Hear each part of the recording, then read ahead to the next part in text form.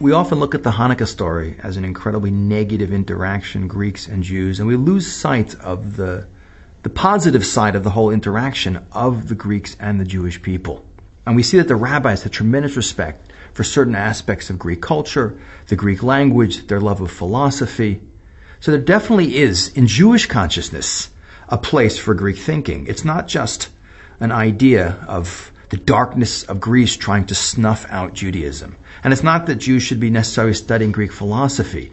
But in the grand scheme of things, it's very clear from Jewish sources that the relationship between Greek culture and Jewish culture, in the world at large, that there is a relationship and there's a place for both. And we can actually trace that relationship all the way back to the Noah story.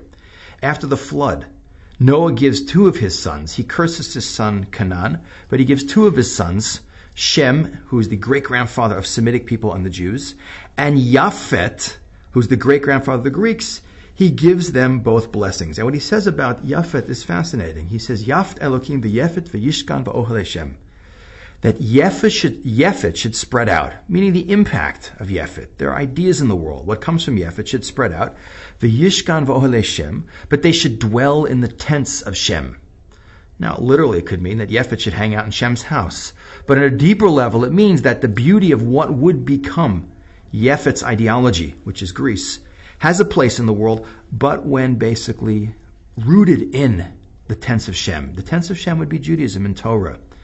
So we see that there are definitely a place for Greek ideas, and a beautiful idea is brought into the world that really the greatest synthesis of that Greek idea based in Judaism can be seen in two things.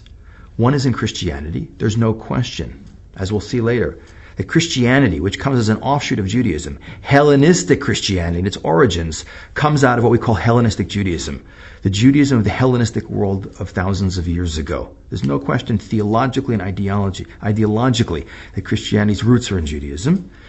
And in a non-religious connection, it's in modern empirical science. Because the Greeks were the great observers and categorizers of everything.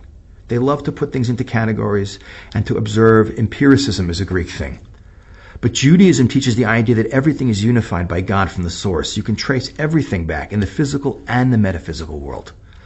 Empiricism without a connection and unity, you don't get anything. But when the Greeks take their empiricism, their idea of observation and categorizing, and they root it in the notion that everything is a manifestation of God's will, and in a physical world that means that everything is connected and that there's cause and effect, out of that we get science.